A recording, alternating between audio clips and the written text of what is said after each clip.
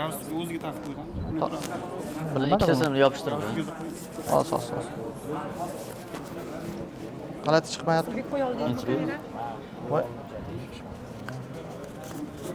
Markazlik. Bo'ldi. Qaysi tarafdan ko'rsatib berasiz? Yo tarafdanmi? Ha, bir boshdan boshlaymiz hammasini.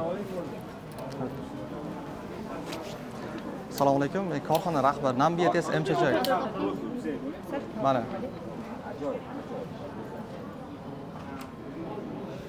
Xalaqit bermayapman hech kimga. Ozgina suv olsangiz bo'ladi.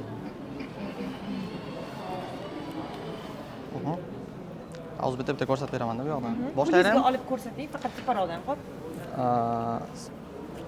Bizning korxonamiz Nambiyates MCC hozirgi kunda Express testlar ishlab chiqarishga ixtisoslashganmiz. Korxonamiz o'sha 2019-yildan beri Express testlarni ishlab chiqarishga ixtisoslashgan. Ya'ni gepatit B turli xil Express testlar chiqarganmiz. Bizga endi topshiriq bo'ldi shu narkotestlarni O'zbekistonda ishlab chiqarish to'g'risida, mahalliy ishlab chiqarish to'g'risida. Hozirda turli modifikatsiyadagi narkotestlarni ishlab chiqarganmiz. Masalan, birinchi hozir ko'rganimiz bu so'layni aniqlaydigan. Ya'ni saliva tracer deyiladi. So'laydan ozgina namuna olib turib, buni ichiga yana qo'yib turib va ekranni tushirganingizda so'laydan o'zi 5 daqiqa ichida natijalar ko'rinadi. Narkotik iste'mol qilinmaganligi bilinadi. Narkotik iste'mol qilinmagan, ya'ni so'laydagi testlar odatda 1-2 kun ichida narkotik iste'mol qilinganini aniqlaydi. Endi bundan tashqari bizda mana ko'p panelli Express test testimiz bor. 1 sekund soniya namunaga botiriladi va qo'yiladi. 16 tagacha bo'lgan moddani CD dan iste'mol qilinmaganligini aniqlaydi. Bu O'zbekistonda o'zimiz korxonamiz tomonidan ishlab chiqarilyapti. Mana upakovkada bunaqa holatda bo'ladi. Testline brendimiz, patentlagan brendimiz bor. Sotuvda bormi? Sotuvda hozir yo'q. Hozir klinik sinov jarayonlari ketyapti. Oxirgi bosqichga kelib qoldi.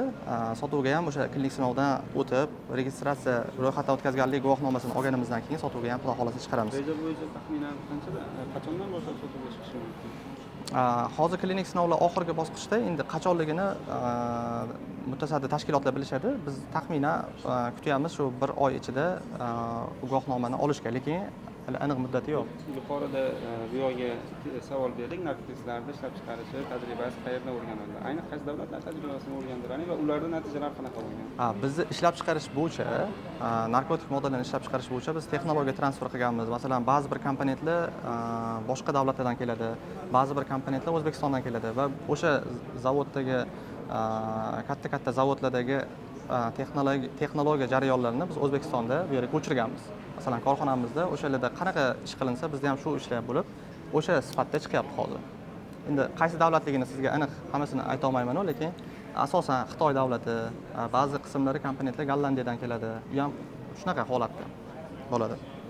Masalan, bu oddiy narkotest. Birdaniga 18 ta moddani aniqlaydi. CD tomiziladi va undan tashqari bu yerda falsifikator testi bo'ladi. Ya'ni kreatinin, special gravity va pH. Siz burada manaqa biz chart beramiz, karta beramiz. Masalan, CD bemor o'zinikimi, o'ziniki emasmi? O'sha kartaga qarab turib, masalan, suv qo'shilgan bo'lsa, suyultirilgan bo'lsa, nimadir bo'lsa, falsifikatorda ko'rinadi bu narsa. Ya'ni CD yoki CD emasligi to'g'risida ko'rinadi kartaga qarab. Testlarni istalgan odam olsa bo'ladigan darajada bo'ladimi yoki aynan maxsus maktablar, tashkilotlar tomonidan beriladi? Biz buni bilmaymiz.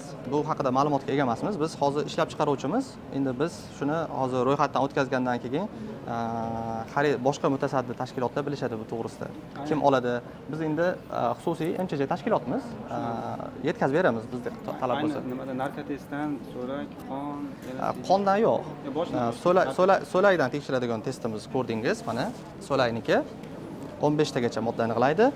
CD dan tekshiradigan ixcham arzon varianti bu 16 tagacha modda aniqlaydi. Bu 18 tagacha CD dan aniqlaydi va sochchiki bor bu yoqda. Sochda aniqlaydigan. Bu hozir registratsiya jarayonida, ro'yxatdan o'tkazish jarayonida bu ham chiqib qoladi. Ya'ni so'layda narkotik moddalar 1-2 kun, iste'moldan keyin 1-2 kun turadi. CD-da narkotik moddalar 2-7 kun turadi. Sochda narkotik moddalar 6 oygacha turadi.